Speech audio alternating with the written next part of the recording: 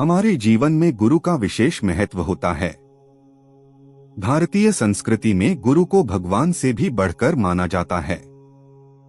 संस्कृत में गु का अर्थ होता है अंधकार, अज्ञान एवं रु का अर्थ होता है प्रकाश, ज्ञान। गुरु हमें अज्ञान रूपी अंधकार से ज्ञान रूपी प्रकाश की ओर ले जाते हैं। गुरु को महत्व देने के लिए ही महान गुरु वेद व्यास जी की जयंती पर गुरु पूर्णिमा का पर्व मनाया जाता है। इसी दिन भगवान शिव द्वारा अपने शिष्यों को ज्ञान दिया गया था।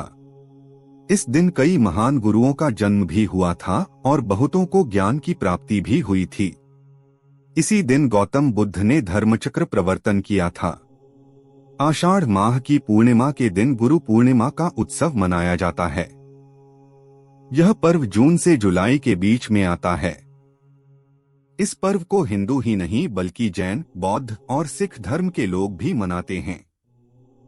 माता और पिता अपने बच्चों को संस्कार देते हैं, पर गुरु सभी को अपने बच्चों के समान मानकर ज्ञान देते हैं। गुरु और शिक्षकों का सम्मान करना हमारा कर्तव्य है। एक विद्यार्थी के जीवन में गुरु अपनी महत्वपूर्ण भूमिका अदा करता है।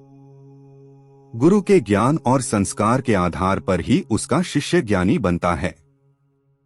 गुरु की महत्ता को महत्व देते हुए प्राचीन धर्म ग्रंथों में भी गुरु को ब्रह्मा, विष्णु और महेश के समान बताया है। एक व्यक्ति गुरु का ऋण सभी नहीं चुका पाता है। गुरु मंदबुद्धि शिष्य को भी एक योग्य व्यक्ति बना देते हैं। संस्कार और शिक्षा जीवन का मूल स्वभाव होता है। इनसे वंचित रहने वाला व्यक्ति बुद्धू होता है। गुरु के ज्ञान का कोई तोल नहीं होता है। हमारा जीवन गुरु के अभाव में शून्य होता है। गुरु अपने शिष्यों से कोई स्वार्थ नहीं रखते हैं, उनका उद्देश्य सभी का कल्याण ही होता है। गुरु को उस दिन अपने कार्यों पर गर्व होता है, जिस दिन उसका शिष्य एक बड़े ओहदे पर पहुंच जाता है। गुरु पूर्णिमा के दिन विद्यार्थी अपने गुरु के सम्मान में अनेक गतिविधियां करते हैं। इस दिन हमारे गुरु और शिक्षक की हम आराधना करते हैं और उन्हें उपहार देकर उनका आदर करते हैं। इस दिन पाठशाला, स्कूल, कॉलेज, आश्रम और गुरुकुलों में शिक्षकों और गुरुओं के सम्मान के लिए कार्यक्रम का आयोजन किया जाता है तथा गुरुओं के सम्मान में गीत, भाषण, कविताएं, नृत्य और नाटक किए जाते हैं। प्राचीन काल से ही भारत में गुरु और शिष्य की परंपरा रही है। भगवान शिव के बाद गुरु दत्तात्रेय को सबसे बड़ा गुरु माना गया है। इसके बाद देवताओं के पहले गुरु अंगिरा ऋषि थे। उसके बाद अंगिरा के पुत्र बृहस्पति गुरु बने। उसके बाद बृहस्पति के पुत्र भारद्वाज गुरु बने थे। इसके अलावा हर देवता किसी न किसी का गुरु रहा है। सभी असुरों के गुरु का नाम शुक्राचार्य है। शुक्राचार्य से पूर्व महर्षि भृगु असुरों के गुरु थे।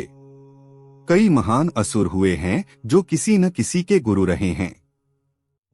महाभारत काल में गुरु द्रोणाचार्य एकलव्य, कौरव और पांडवों के गुरु थे। परशुराम जी कर्ण के गुरु थे। इसी तरह किसी न किसी योद्धा का कोई ना कोई गुरु होता था।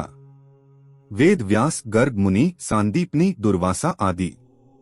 चाणक्य के गुरु उनके पिता चणक थे। महान सम्राट चंद्रगुप्त के गुरु आचार्य चाणक्य थे। चाणक्य के काल में कई महान गुरु हुए हैं।